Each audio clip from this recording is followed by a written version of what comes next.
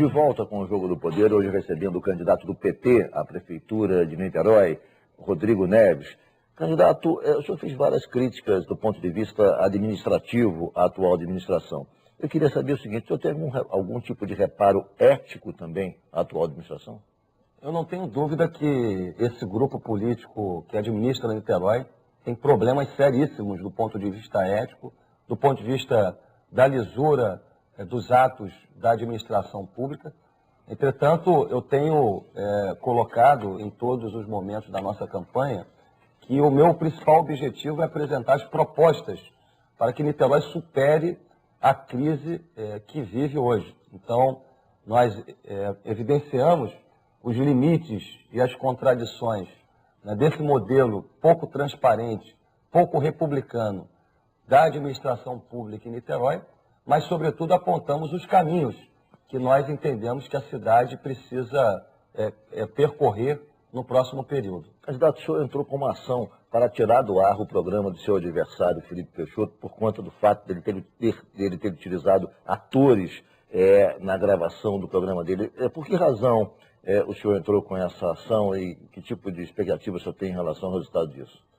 Olha, Ricardo, é muito sério o que aconteceu, né? Eu já participei de várias eleições e eu nunca tinha visto isso em nenhum processo eleitoral em Niterói, no estado do Rio e no Brasil, né? A campanha do adversário entrou no segundo turno com uma campanha de ataques pessoais e completamente infundados com relação a mim e ao Axel Grael, uma campanha agressiva que inclusive destoa do ambiente e do comportamento dos cidadãos de Niterói e cometeu esse absurdo, né, essa fraude de contratar atores que não moram em Niterói, moram e são eleitores em São Gonçalo, para me criticar no seu programa eleitoral, dizendo que não tinham votado nem em mim, nem no candidato da atual prefeitura de Niterói, e que no segundo turno, por quererem ética, iriam votar nele, né? Então, eu acho que isso revela o comportamento antiético da campanha do adversário, porque utilizaram de uma fraude para induzir o cidadão, o eleitor de Niterói ao erro. E, evidentemente, isso não pode ser tolerado no processo democrático. Vamos falar agora um pouco de propostas. O primeiro problema de quem entra em Niterói é o trânsito. Quase que inevitavelmente se tem engarrafamento na entrada da cidade, o que é um sintoma do caos que reina na questão da mobilidade urbana em Niterói. Como superá-lo, candidato? Olha, Ricardo, sem dúvida alguma, o problema da mobilidade é um problema seríssimo em Niterói. A qualidade de vida das pessoas fica muito comprometida, os cidadãos levam 2 horas e meia para chegar ao centro do Rio, ao centro de Niterói, perdendo seu tempo de lazer, o seu tempo com a família. E, evidentemente, esse problema precisa ser enfrentado, né? Enfrentado com determinação. A questão da mobilidade tem 3 aspectos importantes. O primeiro é que eu vou retomar a autoridade da prefeitura sobre o planejamento urbano em Niterói.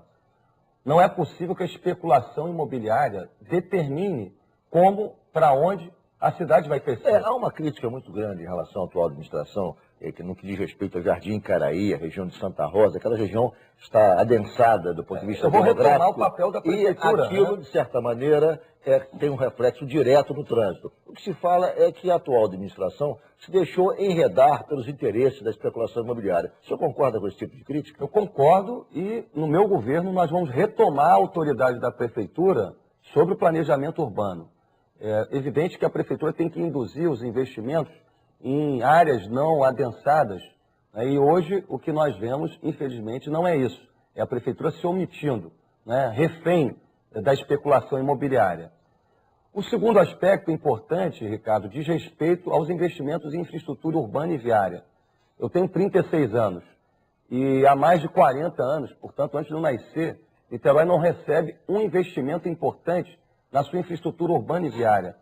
A última obra viária importante de Niterói foi o túnel ligando Icaraí a São Francisco, há mais de 40 anos. Franco, Evidente que nós vamos iniciar um novo ciclo de obras viárias O senhor importantes. fala em BRT, parceria. quer dizer, em corredores exclusivos para ônibus, a Transoceânica e o BRT Trans-Niterói. Como é que seriam essas obras? Olha, e de onde viriam os recursos? Explica as obras eu já e depois conversei- eu quero saber dos recursos. Eu já conversei com a presidenta Dilma, já conversei com o governador Sérgio Cabral. Nós apresentamos um plano de mobilidade urbana que contempla a integração de modais de transporte, a implantação de uma rede de ciclovias seguras na cidade e a implantação da Transoceânica, que vai ser uma via expressa, integrando os bairros da região oceânica, as Charitas e ao Rio de Janeiro. Nós vamos ampliar a capacidade de transporte de passageiros da estação de Charitas, que será uma estação mais confortável. Nós teremos barcas com preços similares à estação Araribóia, e dali nós teremos o túnel ligando Charitas a Cafubá sem o pedágio. Essa é a questão. O túnel foi licitado pela atual prefeitura, mas com cobrança de pedágio. O senhor vai suspender a licitação, fazer uma nova licitação e vai realizar a obra sem pedágio, é isso? Olha, Ricardo, no geral, os contratos, evidentemente, eles têm que ser cumpridos. Nesse caso específico, a prefeitura fez uma licitação um mês antes de iniciar a eleição. Um mês. Portanto, a prefeitura não foi prudente, não foi razoável, contratou, fez um contrato draconiano, um contrato onde, num túnel de 1 quilômetro, está previsto o pagamento de um pedágio de R$ 9,00, R$ 4,50 para ir e R$ 4,50 para voltar, e evidentemente que eu vou rever esse tipo de concessão, porque é inadmissível num túnel de 1 quilômetro. Vai rever a concessão, mas vai fazer a obra, né? Eu vou fazer a obra com recursos do governo federal, do governo estadual. Essa obra está prevista, a Transoceânica, em cerca de 250 bilhões de reais. Então, ligando Charitas à região oceânica. Charitas à região oceânica. E o túnel é parte dessa obra. O túnel é parte da Transoceânica e nós vamos te retirar o fluxo de veículos que vem da região oceânica, do Largo da Batalha, de São Francisco, da Marquês do Paraná, de Santa Rosa e da Roberto Silveira. Com isso, eu não tenho dúvida, eu vou criar novas opções de deslocamento, vou reduzir a menos da metade o tempo de deslocamento de quem vive na região oceânica para o centro do Rio e vou devolver a qualidade de vida das pessoas em Niterói. Agora, já que o senhor vai rever o contrato do túnel, o senhor pretende rever apenas essa questão do pedágio ou, dentro do projeto do túnel, alguma outra questão a ser revista? E queria também que o senhor falasse sobre a questão do mergulhão. Como o senhor vê o estágio atual da obra e se o senhor acha que vai ser concluído a tempo, ou vai ter que ser concluído pelo próximo prefeito, como é que o senhor vai tratar essa questão? Paulo Márcio, olha, eu vou, evidentemente, adequar esse projeto do túnel àquilo que eu considero que é o mais necessário, o mais viável e o mais inteligente.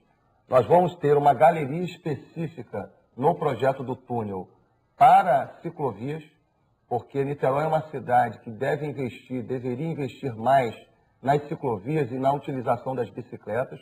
Então nós vamos ter uma via exclusiva para as bicicletas e para a ciclovia na Transoceânica e teremos BRT, com o objetivo de desincentivar o transporte individual e garantir um transporte coletivo mais qualificado, de maior qualidade, para que as pessoas possam efetivamente optar pelo transporte coletivo.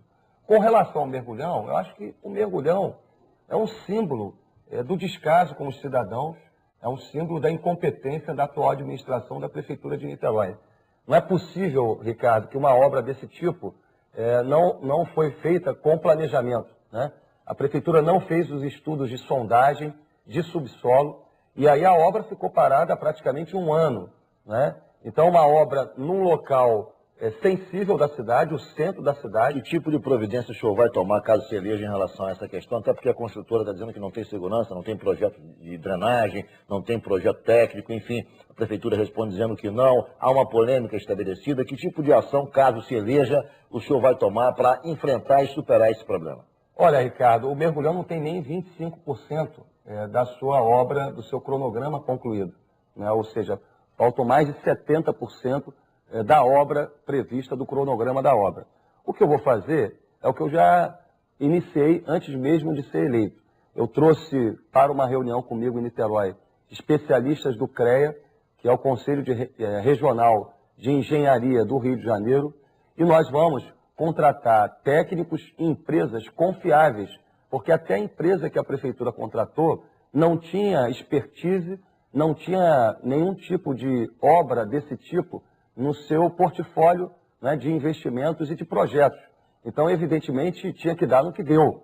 Então, nós vamos convocar especialistas, vamos convocar empresas que tenham qualificação nessa área de obras de infraestrutura com estudos de sondagem e de subsolo, para concluir a obra do mergulhão logo no início do governo. Nós vamos ter uma parceria muito efetiva com o governo federal, com o governo estadual. Eu já conversei com técnicos da área de engenharia do Estado sobre essa obra e, portanto, teremos todo o apoio para concluir as obras do mergulhão e fazer com que a cidade se livre desse grande problema no centro de Niterói, que é o mergulhão inacabado. Eu vou fazer mais uma vez um intervalo, o Jogo do Poder volta em 1 minuto, hoje recebendo o candidato do PT à Prefeitura de Niterói, Rodrigo Neves.